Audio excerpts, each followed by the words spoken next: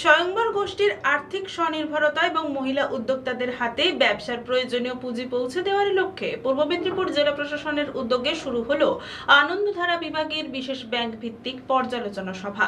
সভায় অংশ নেন বিভিন্ন ব্যাংক আধিকারিক এবং স্বয়ংবর গোষ্ঠীর সদস্যরা। স্বয়ংবর গোষ্ঠীর আর্থিক স্বনির্ভরতা এবং মহিলা উদ্যোক্তাদের হাতে ব্যবসার প্রয়োজনীয় পুঁজি পৌঁছে দেওয়ার লক্ষ্যে পূর্ব মেদিনীপুর জেলা প্রশাসনের উদ্যোগে শুরু হলো আনন্দধারা বিভাগের বিশেষ ব্যাংক ভিত্তিক পর্যালোচনা সভা। মূলত পুজো মরশুমকে সামনে রেখে গোষ্ঠীগুলির চাহিদা অনুযায়ী সহজে ও দ্রুত ব্যাংক ঋণ পৌঁছে দেওয়ার জন্যই এই কর্মসূচি হাতে নেওয়া হয়েছে। আমরা আনন্দধারার পক্ষ থেকে, জেলা আনন্দধারার পক্ষ থেকে একটা রিভিউ মিটিং করছি সেলফ হেল্প গ্রুপের সঙ্গে যারা কাজে যুক্ত তাদেরকে নিয়ে। তাদের মধ্যে দু ধরনের লোক আছেন আজকের মিটিংয়ে। সেটা হচ্ছে গিয়ে যারা ব্যাংক লিঙ্কেজ সিএসপি বলি, মানে সেলফ হেল্প গ্রুপের ঋণ দেওয়ার ক্ষেত্রে যারা ডিআরডিসির সঙ্গে, আনন্দধারার সঙ্গে, ব্যাংকের সঙ্গে কাজ করে, এবং ইন্ডিভিজুয়াল লোন দেওয়ার ক্ষেত্রে এন্টারপ্রাইজ ফাইন্যান্স আমরা তাকে বলছি, তাদের জন্য যে বিত্তসখী এই ক্যাডার কাজ করে, এই দুজনকে নিয়ে আমরা এই মিটিংগুলো বিভিন্ন ব্যাংকের সঙ্গে করব। আজকে ইন্ডিয়ান ব্যাংকের সঙ্গে আছে, আগামী দিনে স্টেট ব্যাংক, তারপরে ওয়েস্ট বেঙ্গল গ্রামীণ ব্যাংক, পাঞ্জাব ন্যাশনাল ব্যাংক সহ বাকি ব্যাংকগুলোর সঙ্গেও করব। আমাদের জেলার গত বছরের যে টার্গেট ছিল সেলফ হেল্প গ্রুপের ঋণ দেওয়ার ক্ষেত্রে প্রায় 3037 কোটি টাকা, সেটা আমরা ব্যাংকারদের সহযোগিতায় সেটাকে সারপ্লাস করে 3200 কোটি টাকা মতো আমরা করেছিলাম। এবছরের টার্গেট প্রায় 3400 কোটি টাকা। সেইটা আগস্ট পর্যন্ত প্রায় ধরুন 30% আপনার 1100 কোটি টাকা মতো হয়েছে। আর আমাদের বিত্ত এন্টারপ্রাইজ লোনের ক্ষেত্রে প্রায় 11,000 টার্গেট রয়েছে। সেইটার কি অবস্থায় আছে আজকে নিয়ে মিটিং। ইন্ডিয়ান ব্যাংকের ক্ষেত্রে আমাদের যে টার্গেট আছে এবছরে 479 কোটি টাকা সেলফ হেল্প গ্রুপের ক্ষেত্রে, এবং এন্টারপ্রাইজ ফাইন্যান্সের ক্ষেত্রে প্রায় 1500। তো আজকে এই মিটিংটায় আমরা আলোচনা করছি কিভাবে কি হচ্ছে, যেটা প্রবলেমগুলো আসছে। আমাদের কিছু জমা দেওয়ার প্রবলেম আছে, যারা খুঁজে নিয়ে জমা দিতে হবে, কে কে বিজনেস করে, আর ব্যাংকারদেরও কিছু প্রবলেম আছে।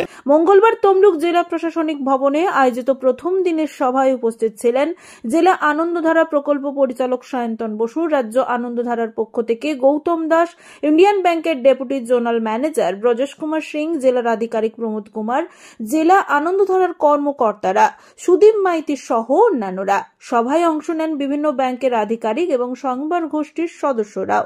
আলোচনায় উঠে আসে গত অর্থ বছরের পূর্ব মেদিনীপুর জেলা ব্যাংক ঋণ প্রদানের ক্ষেত্রে রাজ্যের মধ্যে প্রথম স্থান অর্জন করেছে।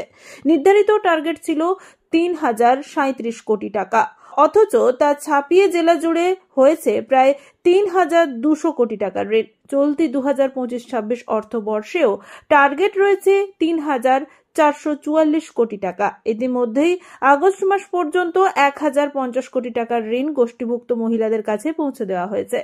এবার বিশেষ গুরুত্ব দেওয়া হচ্ছে গোষ্ঠীর অন্তর্গত মহিলা ব্যবসায়ীদের ওপর। তাদের ব্যবসার প্রয়োজন অনুসারে ব্যাংকের তরফে 75,000 টাকা থেকে শুরু করে সর্বোচ্চ 10 লক্ষ টাকা পর্যন্ত ঋণ দেওয়ার প্রস্তাব রাখা হয়েছে।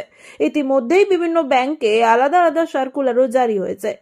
তো এটা একটা টিম ওয়ার্ক, ডিস্ট্রিক্ট অথরিটি থেকে সায়ন্তন বাবুর নেতৃত্বে পুরো টিম থাকে।